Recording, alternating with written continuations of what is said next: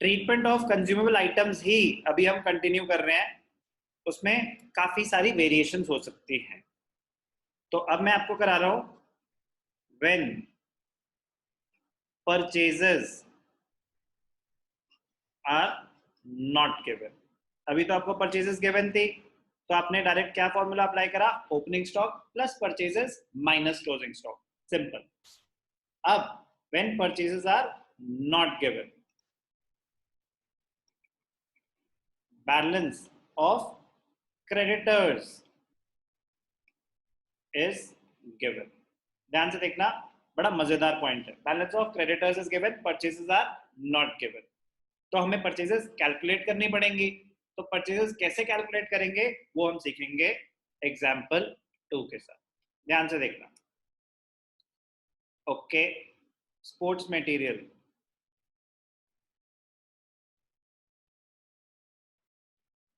Opening stock. Opening stock क्या है? Opening stock 1 अप्रैल 2021। चलो आप क्रिएट करो question. Sahish, opening stock sports material, amount बोलो। सर 10,000। 10,000, ठीक है। क्रेडिटर्स ओपनिंग बैलेंस, तो ओपनिंग मतलब 1 अप्रैल 2021, कुछ भी बोलो। 5,000। 5,000। जानबूझ के छोटे छोटे अमाउंट बोल रहे हैं कि आराम से काम हो जाए, ना लाए। Creditors closing balance, closing balance का मतलब क्या है? 31 मार्च 2022। 2,000 सर। और छोटा कर दे, 200 रुपए कर दे। क्रेडिटर्स और क्या दे रखा है? Sports material closing stock. तो अगेन क्लोजिंग स्टॉक मतलब 31 मार्च। कुछ बचा है स्टॉक या जीरो लिख दो? लिख दो सर 0। कुछ बड़ा बोलो, मतलब ठीक ठीक लगा लो। सर 4,000। 4,000, ठीक है। Opening stock of sports material मतलब जब साल शुरू हुआ तो मेरे पास 10,000 का स्टॉक था। एक second, okay, back to the question. Opening stock of material मतलब जब साल शुरू हुआ तो मेरे पास 10,000 का मटेरियल पहले से पड़ा था। Opening creditors, opening stock material और स्पोर्ट्स मटेरियल का ओपनिंग क्लोजिंग बैलेंस तो हमें समझ आ गया। क्रेडिटर्स का ओपनिंग बैलेंस है, इसका मतलब क्या होता है? ध्यान से देखना, बड़ा इंटरेस्टिंग पॉइंट है, बड़ा इंटरेस्टिंग पॉइंट है। ओपनिंग बैलेंस ऑफ क्रेडिटर्स, जब साल शुरू हुआ तो मेरे कुछ ड्यूज हैं, पहले से एग्जिस्ट करते हैं, तो वो सामान मैंने अभी खरीदा है या वो पिछले साल खरीदा होगा। सही, अगर opening balance of creditors exist करते हैं तो वो क्या रिप्रेजेंट कर रहे हैं? Amount purchased in the previous year या amount purchased in the current year? Sir previous year. Good, वो सामान तो मैंने पिछले साल खरीदा होगा, तो ये अगर इनको पेमेंट करूंगा भी तो वो करेंट ईयर का खर्चा तो नहीं मानना चाहिए। कह रहे क्यों? ऐसा हो सकता है ना, उनको स्टॉक पड़ा हो। कह रहे वो तो ओपनिंग स्टॉक में ऑलरेडी मैंने कर लिया होगा ना। अगर कोई स्टॉक पुराना बचा हुआ है तो वो तो मैं ओपनिंग स्टॉक में ले ही चुका हूँ। ये जो क्रेडिटर्स हैं ये वो रिप्रेजेंट कर रहे हैं जो सामान मैंने पिछले साल खरीदा, इस साल तो नहीं खरीदा। ओके, क्या करेंगे वो तो बात की बात है, बट ये समझ आना चाहिए कि opening balance of creditors represent क्या कर रहे हैं।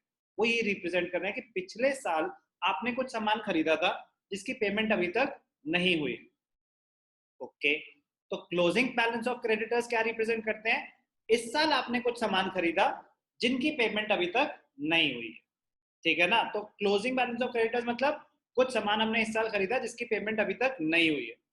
तो अगर पेमेंट अभी तक नहीं हुई है तो क्या रिसीट्स एंड पेमेंट्स में आ रहा होगा वो अमाउंट? सही, नहीं सर। नहीं। अब ध्यान से देखना, इंटरेस्टिंग पॉइंट, अभी एक क्वेश्चन ही चल रहा है। एग्जाम्पल 2 हमें दे रखा है पेमेंट मेड फॉर स्टेशनरी। क्या दे रखा है? Payment made for stationery. ये मैं खुद डिसाइड कर लूंगा, आप बोल दोगे 2-3 हजार रुपए। Payment made for stationery 25,000। अब ध्यान से सुनना, पेमेंट मेड फॉर स्टेशनरी, अगर क्रेडिटर्स का ओपनिंग बैलेंस क्लोजिंग बैलेंस ना होता, अगर क्रेडिटर्स का ओपनिंग बैलेंस क्लोजिंग बैलेंस ना होता तो वो हम अज्यूम करते कि ये परचेजेस हैं। क्या है ये? Purchases made during the year. तो नॉर्मल क्वेश्चन हो जाता opening plus purchases minus closing. अगर क्रेडिटर्स का बैलेंस नहीं है तो जो भी पेमेंट फॉर स्टेशनरी है दैट इज परचेजेस। लेकिन अगर क्रेडिटर्स का बैलेंस है तो जो पेमेंट हुई है, अगर लिखा रिसीट्स एंड पेमेंट्स में आ रहा है पेमेंट फॉर स्टेशनरी 25,000, क्या पूरी की पूरी 25,000, क्या पूरी की पूरी 25,000 करंट ईयर परचेजेस रिप्रेजेंट कर रही होगी? सही? नहीं सर। अगर क्रेडिटर्स का ओपनिंग बैलेंस एग्जिस्ट करता है क्वेश्चन में, अगर क्रेडिटर्स का क्लोजिंग ओपनिंग बैलेंस एग्जिस्ट करता है क्वेश्चन में, तो अगर आपने कोई पेमेंट करी है इस साल स्टेशनरी के लिए, कुछ मेंशन नहीं है, तो ये इम्प्लाइड होता है कि पहले आप अपने पुरानी लायबिलिटीज क्लियर करोगे। अगर इस साल आप स्टेशनरी की पेमेंट कर रहे हो तो 25,000 में से पहले आप 5,000 पुराने पेमेंट करोगे। अगर कुछ मेंशन नहीं है तो ये इम्प्लाइड होगा। यस और नो? Yes sir. तो आपने पेमेंट करी 25,000 और 5,000 पुराने ड्यू चल रहे थे, तो करंट ईयर के लिए कितनी पेमेंट करी होगी? 20,000।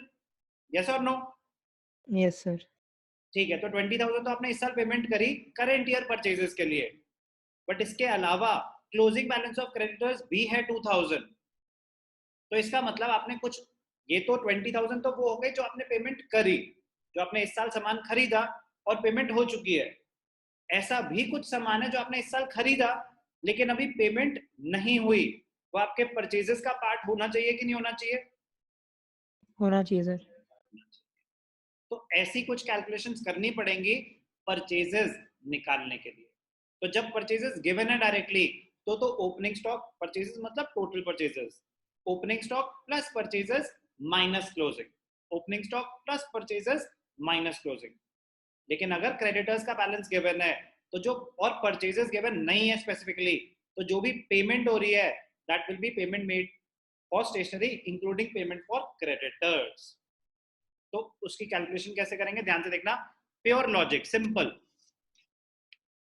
क्या कैलकुलेट कर रहे हैं हम? अभी भी यही कैलकुलेट कर रहे हैं, cost of material consume, cost of material consume. ध्यान से देखना, कॉस्ट ऑफ मटेरियल कंज्यूम क्या है? फॉर्मूला क्या होता है? Opening stock plus purchases minus closing.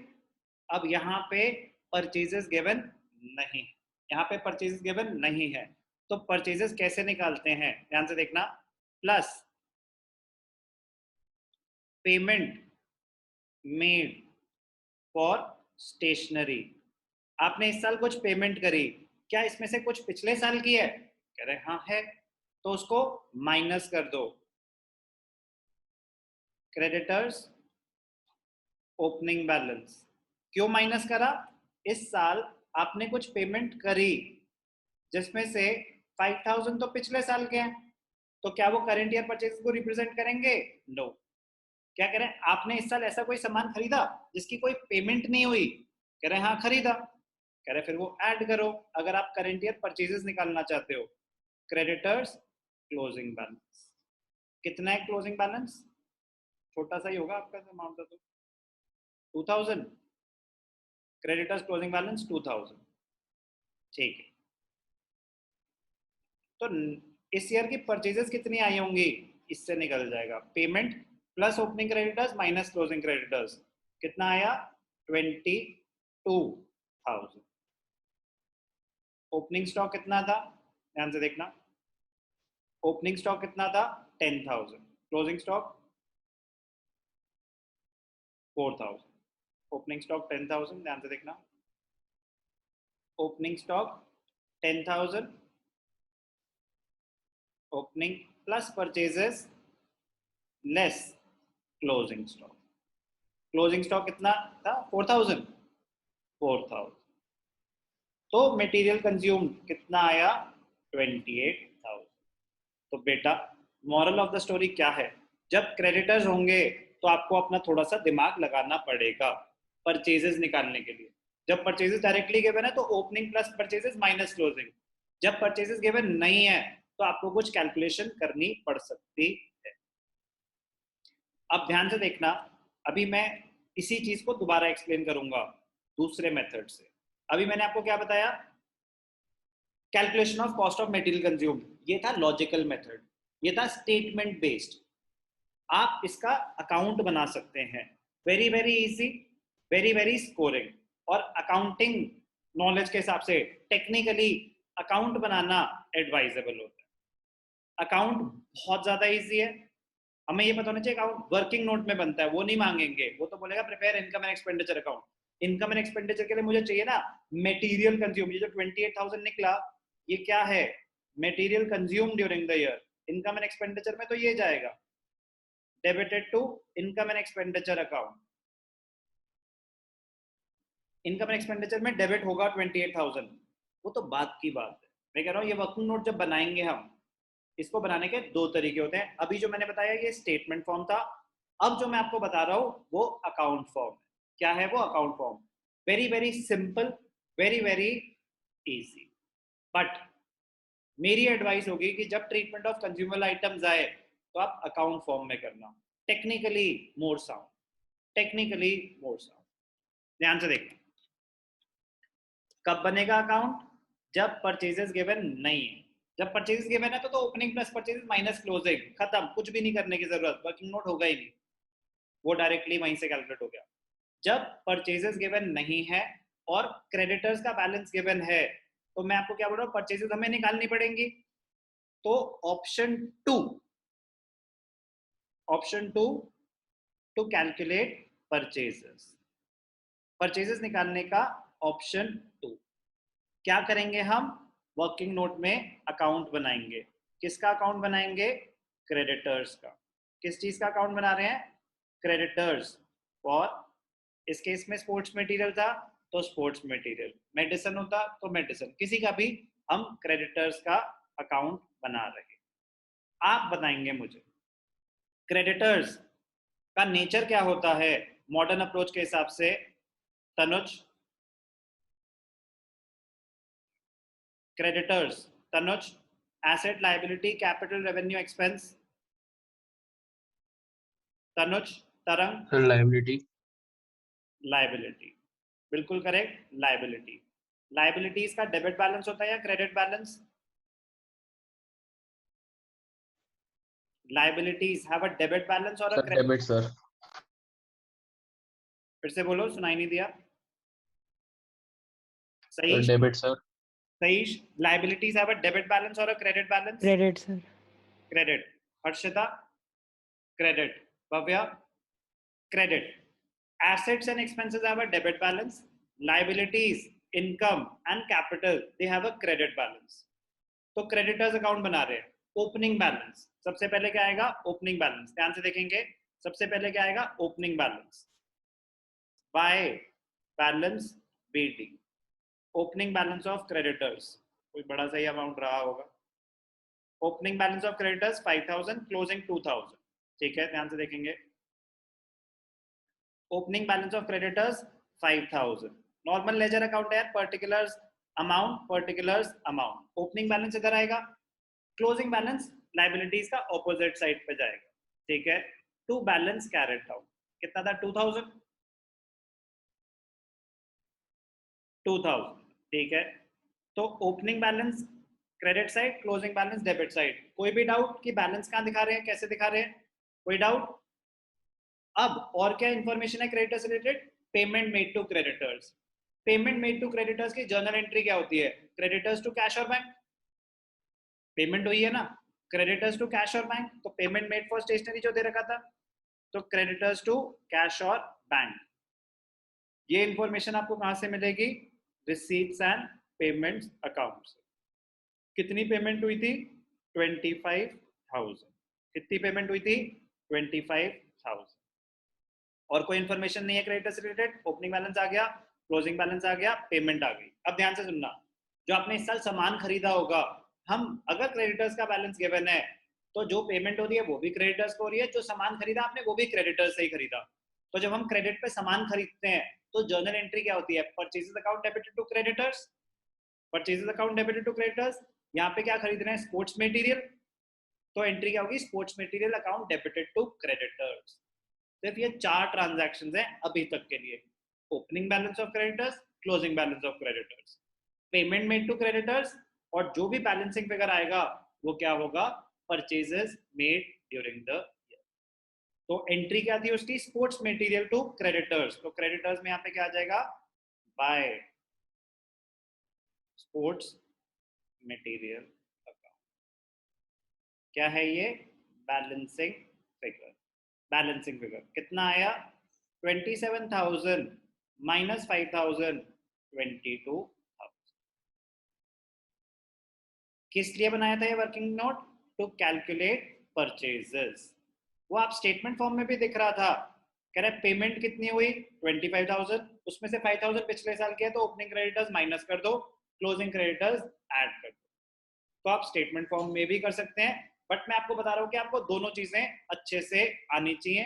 Account form बहुत काम आएगा, अगर कभी भी कोई टेक्निकल क्वेश्चन आया, कोई वेरिएशन होगी ना क्वेश्चन में, तो अकाउंट फॉर्म आपको बचाएगा। क्यों, कुछ भी उन्होंने एडजस्टमेंट अजीब सी दे दी, आपको बस माइंड में जर्नल एंट्री सोचनी है, तो आपको पता चल जाएगा कि वो अकाउंट में डेबिट साइड पे आएगा या क्रेडिट साइड पे आएगा। प्योर रूल बेस्ड है, क्रेडिटर्स लायबिलिटी क्रेडिट बैलेंस, तो ओपनिंग बैलेंस कहाँ पे आ गया, क्रेडिट साइड पे, ये हो गया starting point. Closing balance opposite side पे आता है, क्लोजिंग बैलेंस आ गया यहाँ पे। फिर payment made to creditors, creditors debited to cash और बैंक, तो क्रेडिटर्स के डेबिट साइड पे आ गया। Balancing figure sports material purchase during the year, entry क्या हुई, sports material account debited to creditors. दोनों ऑप्शन कंप्लीटली करेक्ट है, आपकी मर्जी है स्टेटमेंट फॉर्म करो या अकाउंट फॉर्म। मेरी एडवाइस है कि अकाउंट फॉर्म की आदत डालो, स्टेटमेंट तो प्योर लॉजिक है, वो तो बेसिक कैलकुलेशन है कि 25,000 दिए, 5,000 पिछले साल के थे, माइनस कर दो, और कुछ आउटस्टैंडिंग है वो ऐड कर दो, परचेजेस आ जाएंगी। बट मैं खुद बताऊंगा ना कहाँ पे कौन सी चीज आपके लिए ज्यादा बेटर है। ट्रीटमेंट ऑफ कंज्यूमर आइटम में अकाउंट बनाना एडवाइजेबल है, क्योंकि बड़ा छोटा सा अकाउंट है, 2-4 एंट्रीज हैं, 1 मिनट का अकाउंट है, अकाउंट बनाने से ज्यादा नीट होगा, गलती होने के चांसेस कम होंगे। आगे जाके हम और केसेस करेंगे, सब्सक्रिप्शन की एडजस्टमेंट होगी, वहां मैं खुद बताऊंगा कि स्टेटमेंट फॉर्म में ज्यादा इजी है, ज्यादा कन्वीनियंट है, तो जहां पे जो कन्वीनियंट होगा वो मैं आपको बताऊंगा। लेकिन दोनों इक्वली करेक्ट है, आप जो मर्जी फॉलो करें, दोनों आपको बहुत अच्छे से आने चाहिए, दोनों इक्वली करेक्ट है। अभी इसमें और केसेस आएंगे कि advance paid to creditors given है, कैश परचेजेस भी है, क्रेडिट परचेजेस भी है, कुछ मटेरियल अगर डिस्ट्रॉय हो गया तो क्या होगा, आराम आराम से चलेंगे। अभी मैंने आपको बस 2 केसेस कराए हैं, एक pure simple application of the format, opening stock given था, परचेजेस गिवन थी, क्लोजिंग स्टॉक गिवन था। एक केस कराया परचेजेस गिवन नहीं थी, क्रेडिटर्स का ओपनिंग बैलेंस गिवन था, क्लोजिंग बैलेंस गिवन था, और पेमेंट गिवन थी। अभी हमने बेसिक 2 केसेस करे हैं, अभी हम और केसेस करेंगे ट्रीटमेंट ऑफ कंज्यूमेबल आइटम्स के, फिर आगे बढ़ेंगे।